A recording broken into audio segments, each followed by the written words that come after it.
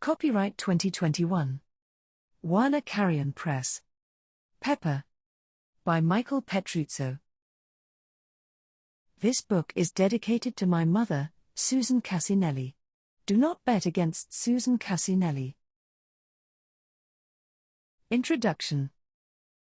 In the summer of 1969, an unfortunate and notable death was announced beneath other headlines.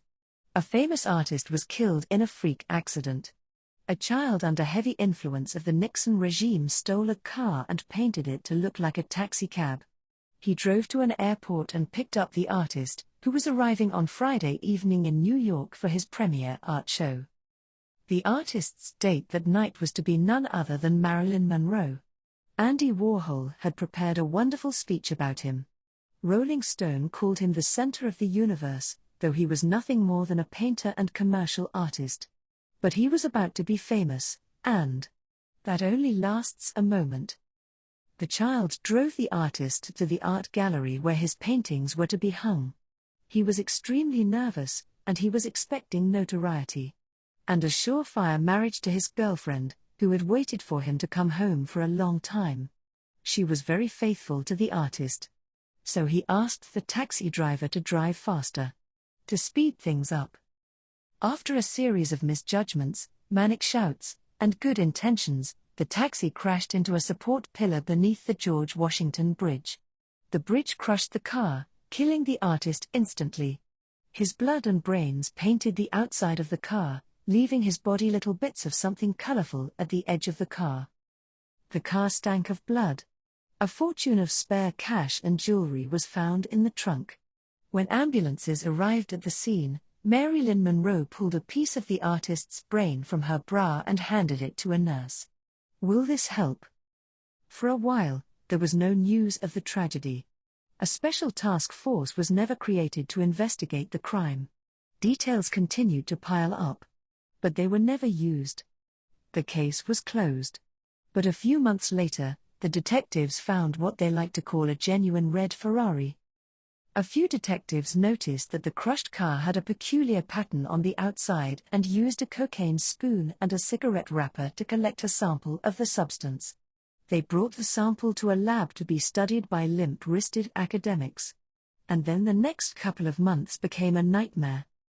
A movie premiered about the artist's life that called into question the events of his death. The murder of the artist was in fact a calculated series of induced events. The painter was murdered in a conspiracy that involved a New York City mob boss, a radical politics professor, a roving group of mafia killers, and an art gallery owner whose brother was a city senator. As comic book-styled villains, they all pulled up in a blood-red convertible and walked to the edge of the bridge, each toasting to the deaths of this great artist.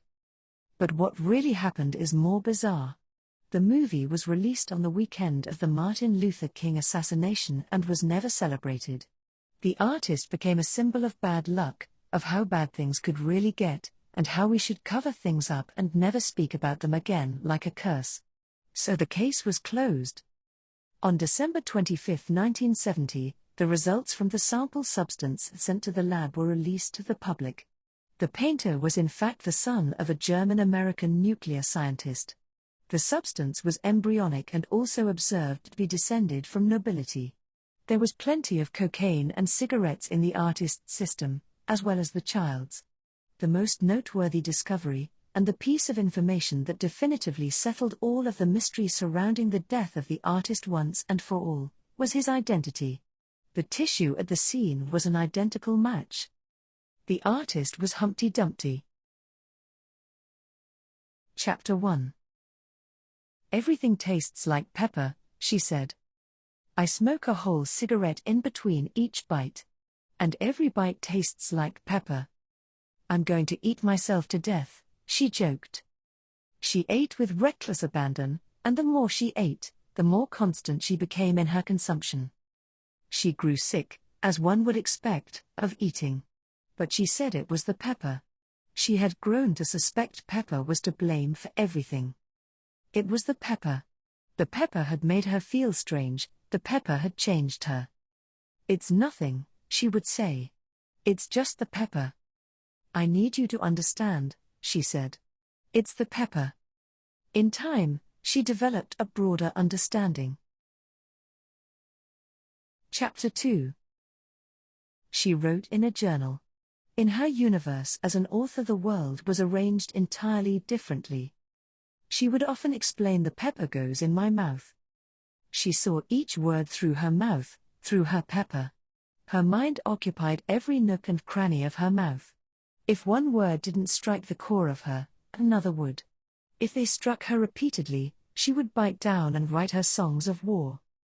The people she was in love with had left her, in a room on a computer, in a corner room in a house, in a city, in a state, in a country, on a planet that was 1 in 100 million billion. Pepper. Part of her mind wanted to control Pepper, to keep it safe like a parent. But another part of her felt the freedom to do whatever she wanted.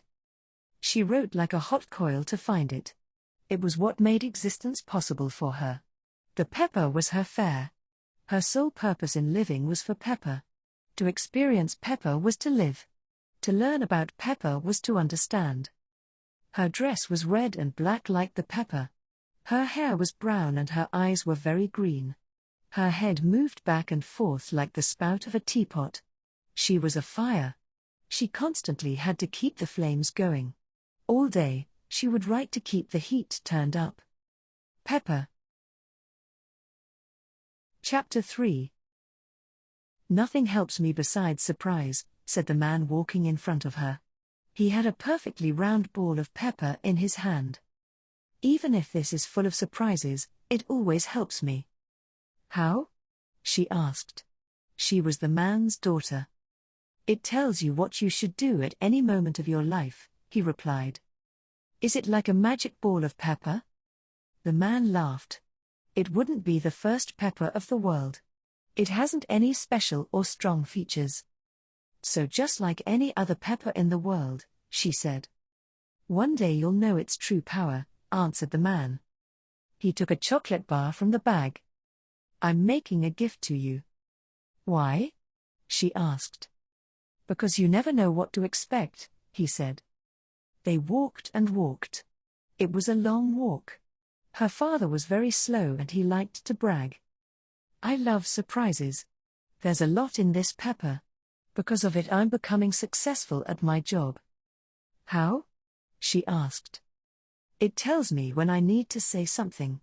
Things often go wrong when I keep my mouth shut.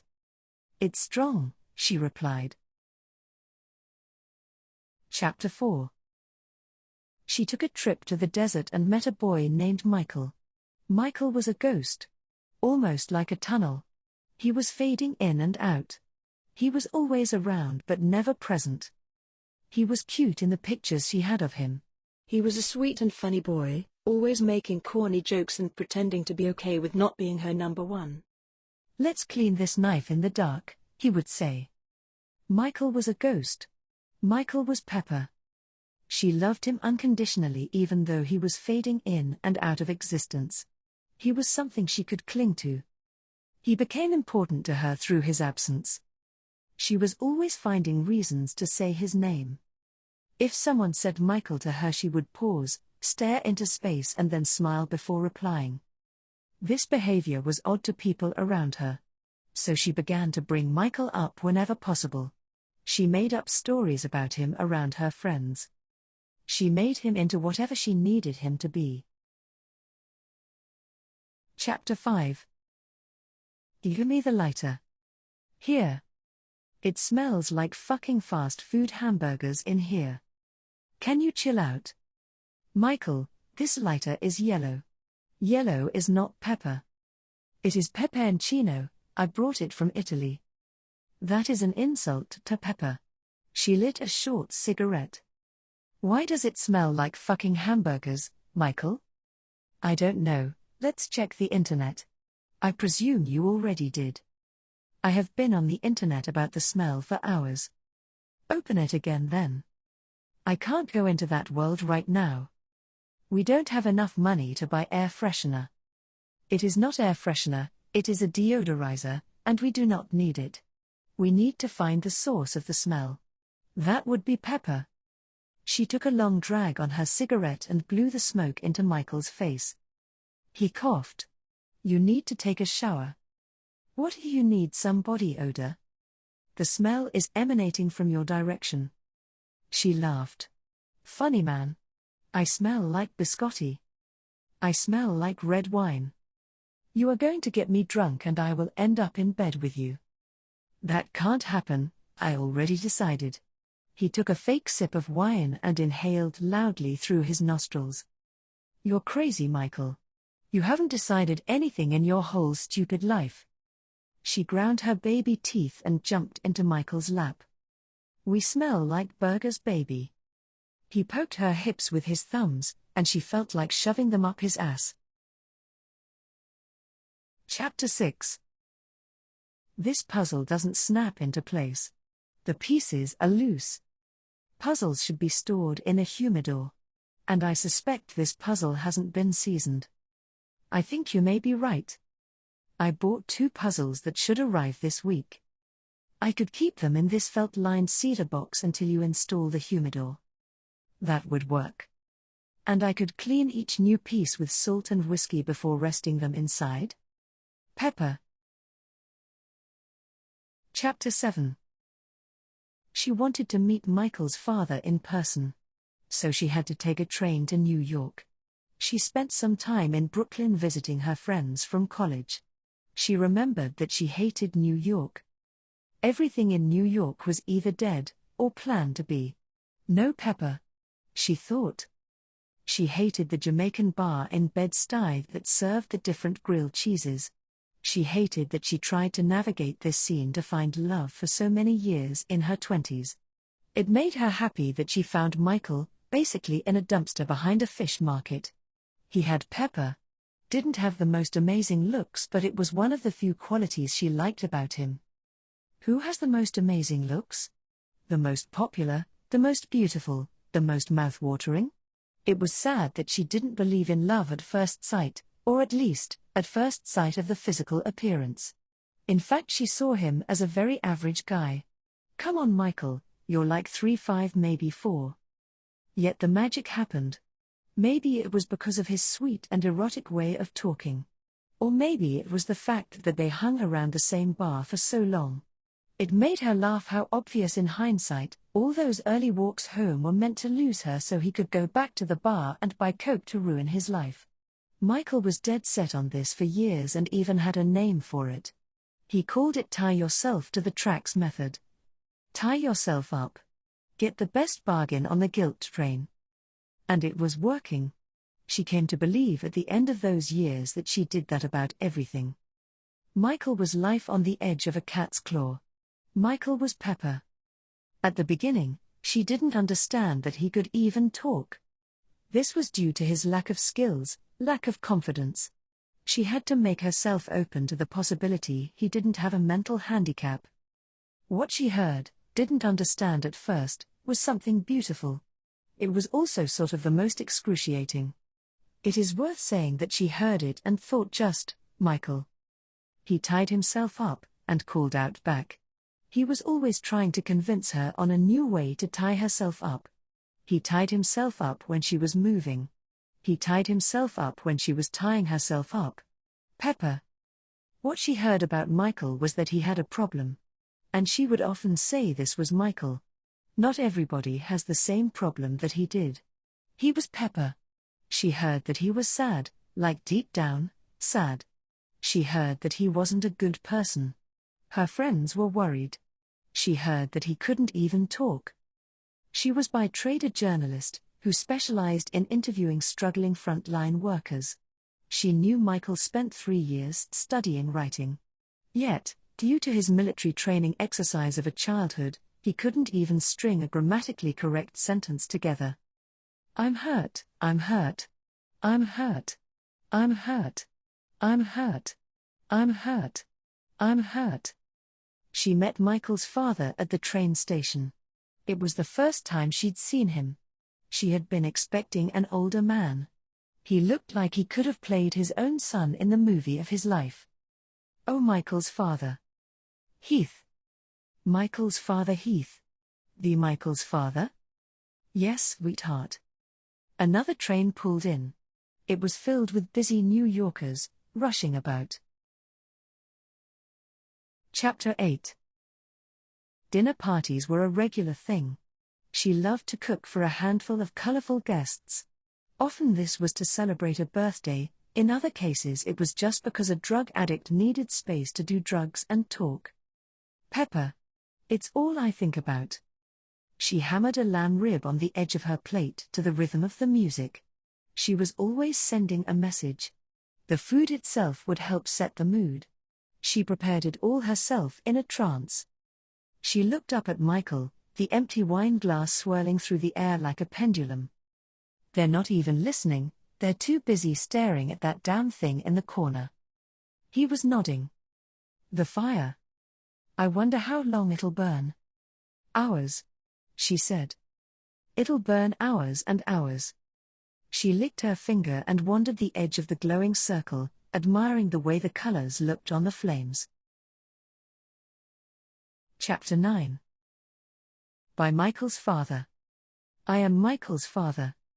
Michael isn't here because he isn't talking to me and because another one of his hippie friends died. And apparently I killed his friends. I voted for Donald Trump, and I see no reason not to. Plus everyone knows Michael is crazy. Michael has problems loving people. Michael is the problem of his friendships. Michael destroys relationship because he is an idealist and his ideals are wrong. Everyone agrees. I have seen with my eyes how Michael destroys people right and left. I have seen how he and his cults and his unhealthy relationships are the problem of his friends. He won't change and so they leave. By using a secret camera I see how my own son destroys his own friends' relationships. Michael is a Hall of Fame narcissist. Michael is the patriarch of his own toxic relationships. Michael is a narcissist. Michael is a narcissist. This is what he does, but it's confusing for him, so everyone has to go through hell. What can I do to help you? Before your son gets you and you hate him. Before your life is destroyed. Before you too become a victim of his narcissism. Before you too become homeless. Before you too become a victim of Michael the narcissist. Think. Repent. Before it is too late. Before your life is a living hell. Before your marriage is destroyed. Before all your hopes and dreams are shattered. Before your relationships are destroyed. Before you become an also-ran statistic of one of Michael's cults. Before you to become a victim of one of Michael's toxic relationships. Before you become codependent with this sickly, cerebral narcissist, and before you are shown the door and told to take your dreams and life to the dustbin where it belongs. Just go say no and leave, because when Michael is in trouble no one is there for him. No one will be there to fix it all. No one will be there to remove the tension in the air. No one will be there to burn all bridges. No one will be there to stop him from destroying everyone, me included. Because even your enemies are better than this narcissist. Michael is toxic for everyone. But everyone loves Michael even more than me. Because you can't fix it. I can't fix it. I was told that you can fix everything and here you have not been able. And both of us are pissed off. Michael is crazy. He has tons of mentally ill people around him. These are the people who are crazy. Michael is a sociopath. Michael is a narcissist. He is self-absorbed and self-serving. Michael is a narcissist. He has no friends who are not his cult members. Michael is a narcissist. From my experiences with him. Michael is a narcissist, and a narcissist is a terrorist.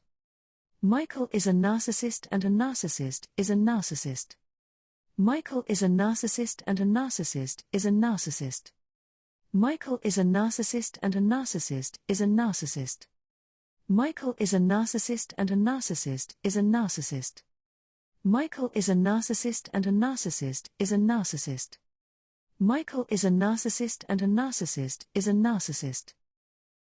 Michael is a narcissist, and a narcissist is a narcissist. Michael is a narcissist, and a narcissist is a narcissist. Chapter 10. She loved the sounds Michael made in the morning, bumbling around, floating delicately and then striking plastic bags. It reminded her of her cat Bill. She only liked orange cats. She believed orange cats were pepper. If you really liked orange cats, you were very pepper. Female orange cats were seated on the right hand of Christ. She plodded through the hall to the kitchen, into the living room, through the doorway to the sitting room. Michael was half in a bag. "I am sick of all this," he said, his eyes looking like soggy mustard. She could feel him searching in her guts.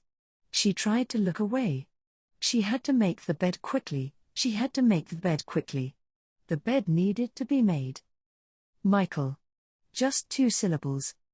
"No," he said, and held her in his weak, wet cement-like grasp.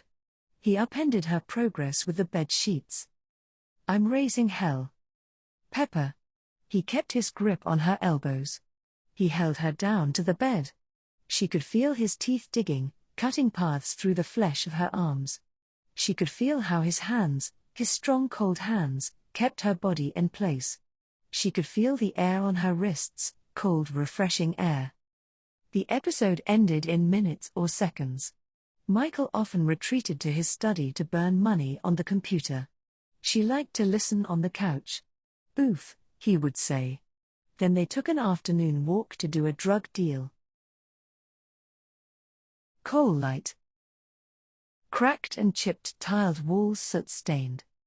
Walls hang in black burnished and charred pieces. In calloused fingers, soiled and red scars crisscrossed on living fingers, the hours are dark and deep. He worked without a break. The coal demands. The days with its heavy texture oppress heavily, the night haunts with its cooling embers but fails to slow the man. Chapter 11. She lived with a cat, Bill. Bill was 21 years old when she met Michael. Michael convinced her to put Bill down.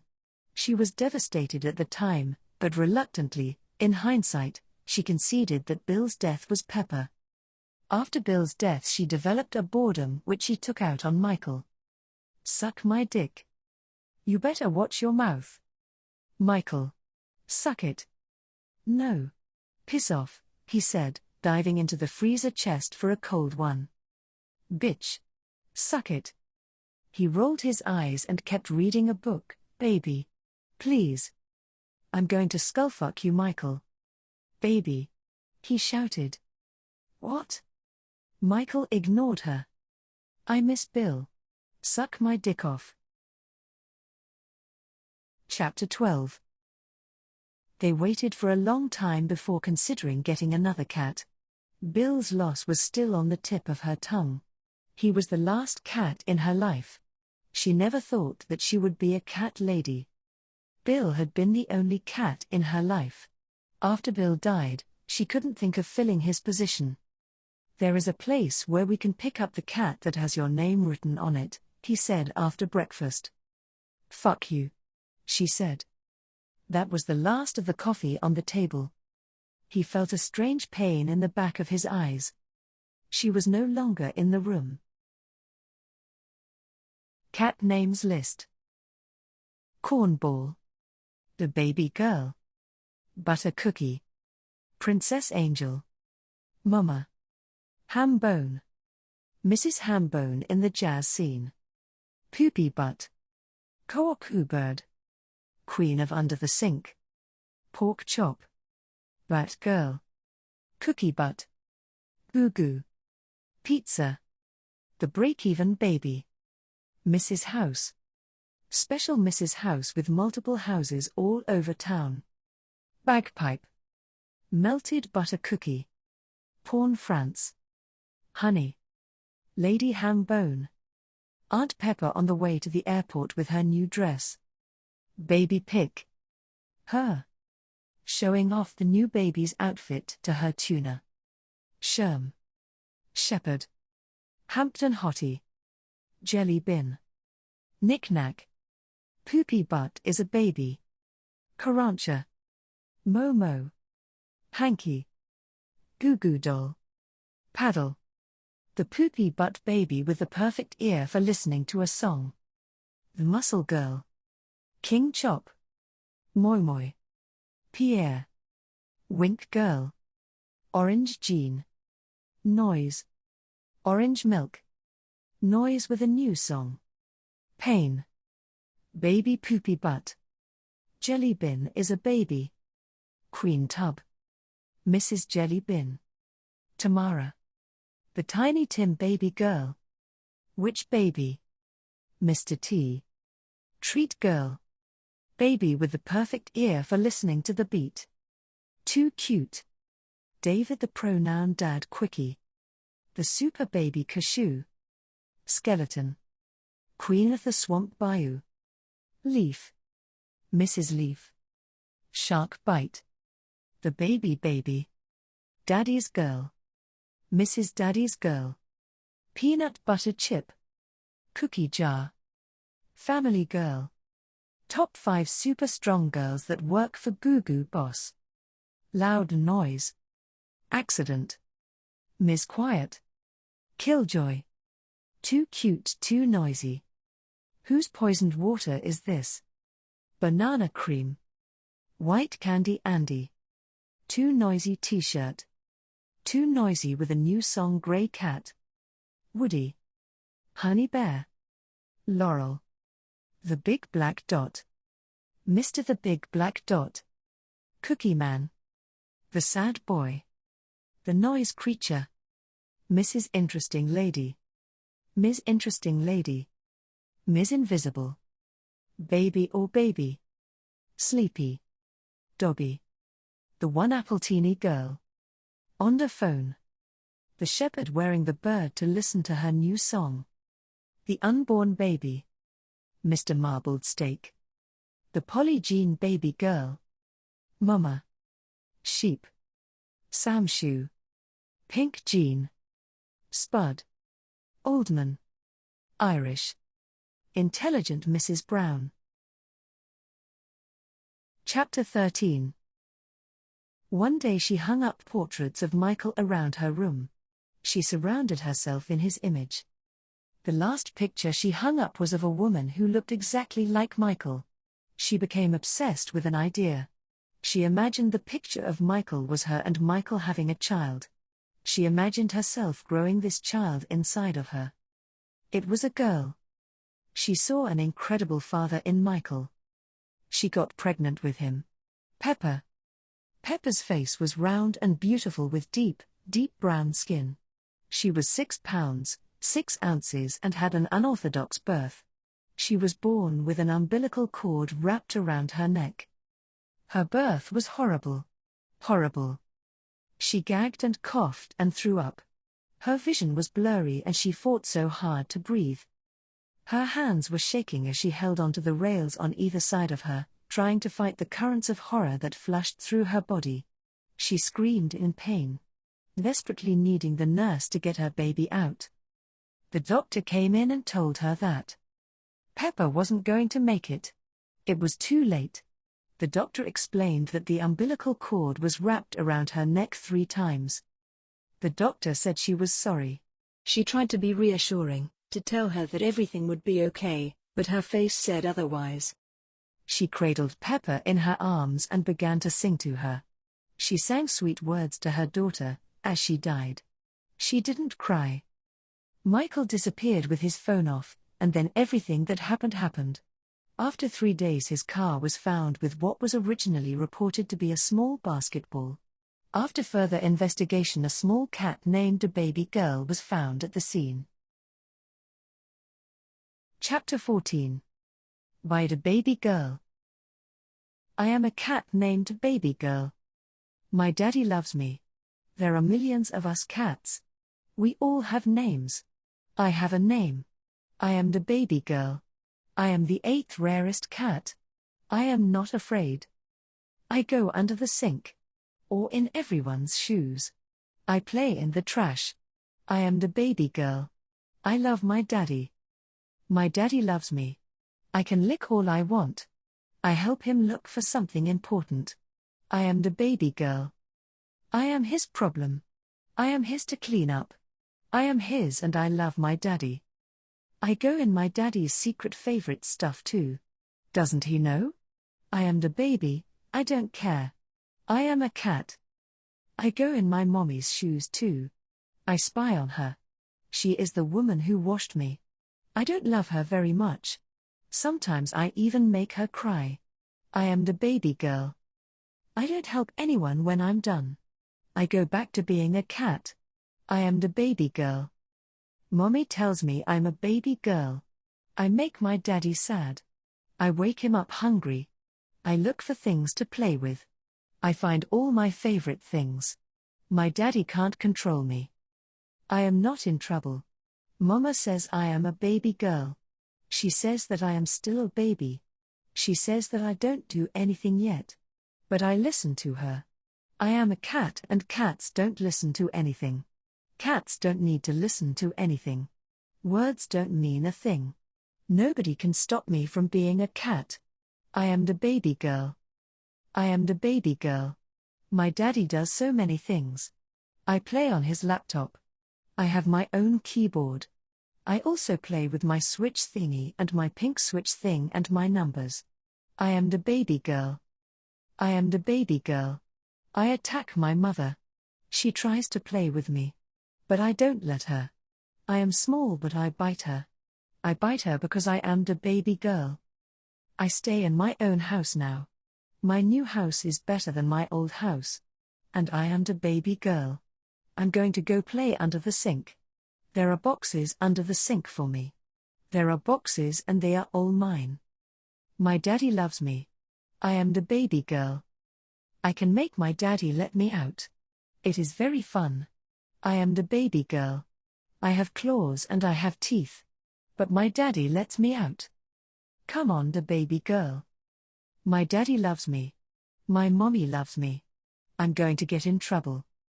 Cats Love Words is proud to award this week's Story of the Week to the baby girl. I go in the big room every day. I don't make any sense. I am not scared of anything. My daddy is my daddy. I am the baby girl. I love my daddy. I am the baby girl. Sometimes I get sad. I remembered a day a long time ago.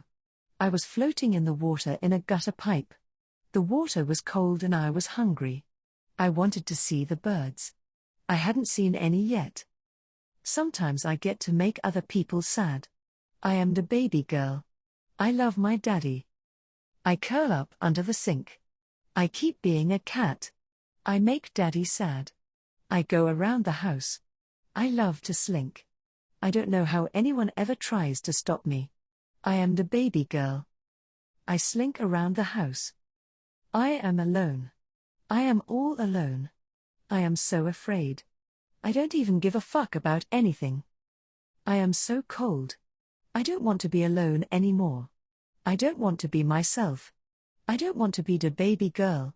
I want to be me. I want to be the baby girl's daddy. I want to be me. I don't want to be a cat. I don't want to be a house cat. I don't want to be pretended. I don't want to be me.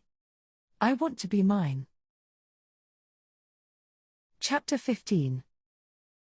What do you want with my nose? Michael said to the baby girl as he nuzzled her. The baby girl, a very bright girl baby of 6 months, didn't say anything, but the expression on her face told him all he needed to know. She was thinking he was the most wonderful creature in all the known universe. Someday we will find you a boyfriend and his name will be Brian. Now, just what did that mean? And why did Mama smile so knowingly as he said it? What do you want with my nose? Michael asked her again. I am just checking a few things. You are perfect, just perfect, said the baby girl, and then she smiled. Chapter 16. Michael never had any money. This didn't concern her. Money was not pepper. Money never had any taste and had no smell. Money was cheap. Michael hated money. It showed in many ways. Michael always said, "Nobody understands money." "So where are we going to put that money?" she said with a concern one summer day. "Money is not pepper," he said. "There are many places to put money. On the floor, on a bed, in a cupboard." Eventually though, Michael decided. There is nowhere to put money. So he decided to burn all of the money. Now money is nowhere, he said.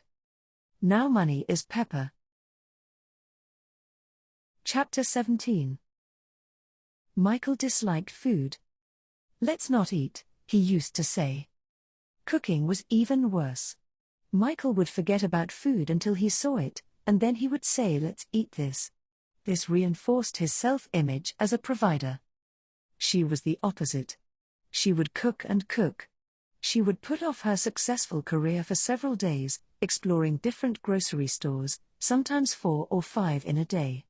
Often she would travel hours and cross state lines to find new markets and items. When she returned home, she began cooking. Hours would pass as she delicately produced a handful of meals, each element from scratch, each meal fit for a king. Then she would poke the chicken on the dish. She would admire its perfect moisture. But she would not eat any of the food. She put it back in the fridge and ate pepper. The only times she got out of bed was to shop for groceries and cook. When she wasn't cooking, she would lie in bed. Michael would find the food on his own in the fridge. He wouldn't reheat it, but rather eat unceremoniously over the sink. He would slam his feet as he ran up the stairs and find her in bed in the dark. "Hey! What are you doing in there?" she said. "I'm tired. I worked all day." "What are you thinking?" she said. "Pepper." "What's in that head of yours?" she said. "Pepper." "Come on. Play a game with me." She said. "No, I just want to go to bed." Chapter 18. Scarecrow. "What are you talking about?" she said. Scarecrow. Scarecrow is one of my most brilliant strategies. Scarecrow in the front, fountains and flying cars in the back. Leave her out in the yard? With the bugs? It's great out there, don't you see it? Michael asked. If I can convince the whole world that I'm the dumbest man in the world, made of straw, then I can go anywhere I want to and be with anyone I want to. She nodded. People need Scarecrow, Michael said. They always have. They worry about the unknown. I avoid all of that. She seemed doubtful. But when you're Scarecrow, the rest is moot. The party is in the back, and no one sees it. Are you hiding flying car rides from me? You think the Scarecrow is holding out on you? I have you wondering? Michael asked excitedly. Wait, she said. I've got an idea. When people think of you, what do they think? They can't see past the mask, Michael said. I'm a mystery. No one ever guessed your real face? She asked. Never, Michael said. Not once, she said. Well, Michael said, I might be satisfied with not knowing who I am. I might like that. She sighed. Okay, she said quietly. Chapter 19. This can't work, Michael whispered through a hole in the wall that he punched. You lost our favorite thing. You lost Pepper. Don't ever fucking say that about me. Why not? All the recipes. The trips to Pennsylvania for butter. Asking every guy friend I bring around for music lessons. Then you sleep in bed all day with a stack of 150 magazines about far-left liberal politics. That's fucking Pepper, Michael. You used to pick up a violin once in a while. Or the phone on my birthday. You used to write. That was Pepper too. You can barely pick yourself up out of the vodka sweat pool. Michael sighed and hung a framed portrait of the baby girl over the hole in the wall. Bury me in any cornfield. Chapter 20. We don't know why the billionaire had a relatively modest bedroom in the main house, Alan says, although it might be for the ceiling, which is one of the most important ceilings on the property. It's a 15th century polychrome wood ceiling from Teruel, Spain, probably from the Palacio de los Sánchez Muñoz, says Alan, our tour guide. Hearst was also a known workaholic who got by on 4 hours of sleep a night, Alan says, So perhaps he didn't require a large bedroom because all he did was retire to it to sleep. Or was the bedroom an indulgence, like Hearst's movie theater? What's interesting about the theater is that the contractor went back to Chicago and reversed-engineered a relatively modest theater and brought it back to San Simeon, Allen says. Hearst was ticked about it, but it was kind of a precursor to current movie theaters, even centering around where he was sitting. Then there is the living room, with its massive hearth, meant to impersonate the fireplace Hearst had in his castle on the coast of Scotland. Hearst loved this mantel so much that he had his workmen cut a large block and transport it back to San Simeon. I love the fireplace because it's a big, massive thing. It's not an easy thing to lug around. This was made larger by the fact that Hearst had his construction workers carve it out of stone. He probably didn't have to haul a stone fireplace around San Simeon from his castle, but Lady Hearst, Pauline, loved the idea so much that she had the stones carved to resemble the stone hearths in the castle. During the renovation, the original hearth was recovered and donated to the San Simeon Museum, Allen says. There is a beautiful stone fireplace in the house that is more modest, Allen says, but not his magnum opus, the indoor tennis court. Hearst intended to have the best indoor tennis court anywhere. Is it the largest indoor tennis court in the US? I think it's the largest temperature-controlled indoor tennis court in the US, Allen says. The idea for the tennis court came from a book by Rhett Perry called The Poet and the Tennis Player. It's interesting to see how Pauline tried to recreate some of the exercise routines that she had done as a young actor in England, Allen says.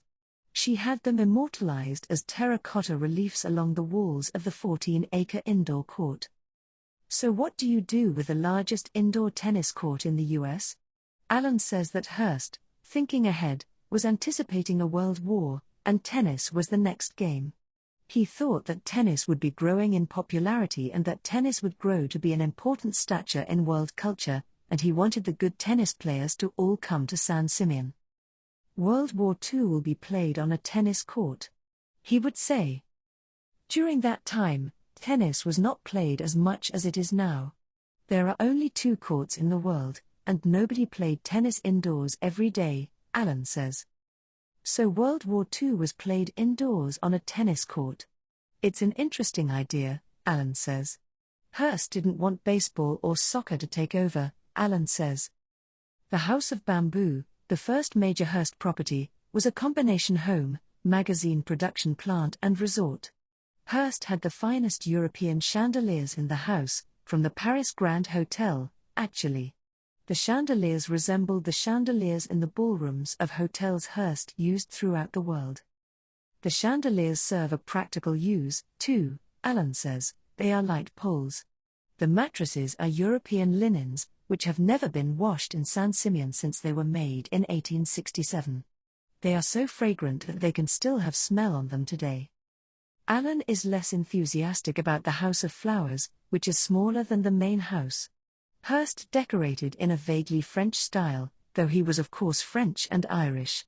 He liked to try to make it seem like he was French. The property's main guest house, the Stag Lodge, is made into an Egyptian-themed space, with real Egyptian artifacts, that Hearst had built for the first wife, Millicent. Catherine was more casual in her tastes. She decorated the apartment in a French chateau style, with a marble fireplace. Allen says of her taste, definitely not as lavish and as grand as her sister, but romantic. The billiards room used, and indeed still is used, as an indoor shooting range. It was where Hearst entertained his guests on a regular basis. It was gunplay galore. It also features French mirrors and antique guns. The main bedroom is the most opulent of all the rooms but is completely underwhelming. The walls are covered in gold leaf and huge, original, 17th-century tapestries. The bed is a very basic bed which even Hearst deemed too lacking and had a new mattress made for it.